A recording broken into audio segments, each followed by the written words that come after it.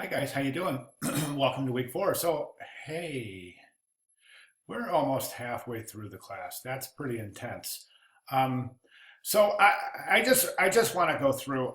I want to see. Let's go back through module 3 and see how we did. So as the learning objectives were review these factors, influence of legibility, readability, and formatted typography. Now we talked a lot this week, guys, and you guys are awesome. I really enjoyed the discussion board this week.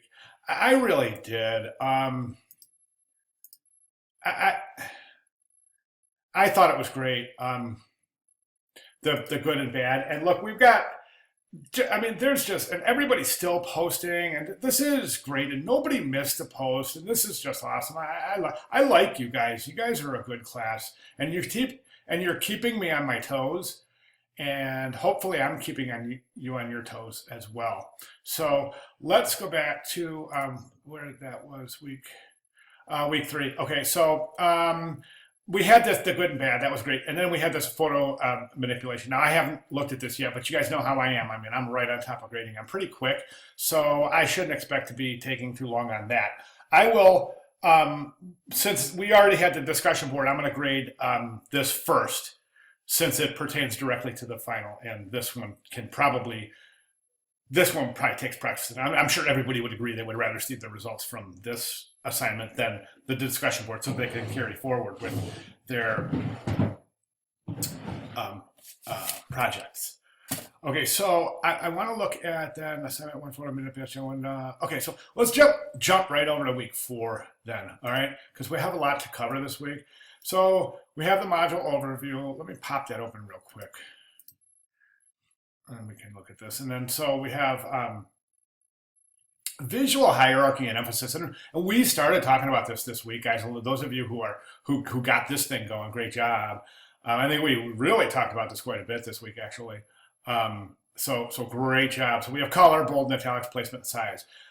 So I tried to give a lot of examples of hierarchy, and I try to use that word at least once or twice in everybody's response posts and responses and etc. So, and then I talked about grid a lot, and hopefully you know how I feel about grid, and it is critical to you as a designer to learn how to effectively use, adhere to, and design grids. It's that important. So, okay, cool. That was welcome to module 4. So I just wanted to say that we did get into this last week. So, but this week we're going to get into it a little bit further. Let me close that and get back to, okay, so module 4 overview, learning objectives, integrate appropriate elements of design with type for creating visual communications. Of course, communicate messages to the intended through effective use of typography. Of course. So carrying on this week, kind of status quo, carrying on with what we were doing. I really think this is a wonderful opportunity for you guys to really dig in and get ahead this week. And this is what I'm going to tell you. We have this, we don't have a discussion board in week 4, which is really nice because we can catch up. But anyways, our reading and resources for this week, our textbook, chapters 5 and 6. And you can see that one is set up specifically for hierarchy, the other is set up specifically for grids. Now it's such a cool thing that these are presented together like this, because it makes sense to teach grid and hierarchy at the same time. It doesn't make sense to teach one without teaching the other. So I love this book. Okay, so anyways, I love this book so much that I want to jump over here and I want to show you guys some things. Well, okay, yeah, let's do that. Let's jump into the book. Okay, and I just want to go through this book. So chapters 5 and 6, guys, put your things down, set some things aside this week, pour yourselves a nice cup of coffee, sit down and get busy with these 2 chapters. Gestalt, psychology and layout elements. This is advanced stuff, guys.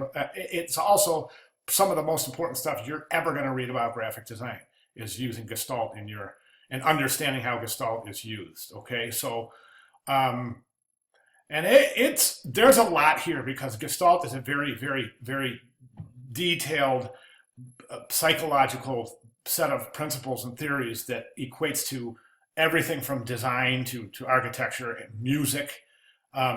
So it does translate itself very, very well to visual and performing arts. So please understand that. Okay, so contrast and shape. This is still, a lot of this is still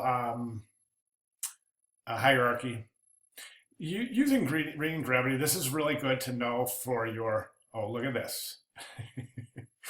This is great right here. They get to know this. This is really, really a nice little table. It sets up the headline. It sets up the an article using the grid and setting up. It's good. It's real good. And then we have the summary. Now I want to jump over to chapter 6, which goes right into using grids. So you're getting back to back two of the most important principles in all of graphic design. So like I said, set some time aside this week to understand grids and hierarchy. By the end of this week, each one of you is going to be a better designer. I can promise you that, and I can guarantee you that if you spend ample time with these chapters. Okay, I'm going to stop paging through these because I love going through this. I've probably read these chapters through the years and many times, and I still love reading them. So great book. Anyways, I want to show you this little presentation here. Before we go to, I'm going to talk about that separately. This homage to a font. I'm going to talk about that separately, but I want to round out this introduction by taking a look at this. Oh, this is a thing I'm gonna post this right in the announcement, okay? But I want you to see this, okay? And this is Frank Shamiro's tutorial on typography, and it's one of the best. This is fantastic, okay? This is what you start with, right? And this is very typical. This is what you could start with as a designer. You get some lines of text. And somebody says, okay, I need a flyer. Can you make up an event flyer for me? Okay, and they give you this. Okay, and you can see how he starts to separate according, according to the relevance of each topic to the next. Separate in terms of proximity. Note, I use the word proximity. Okay, let's move on.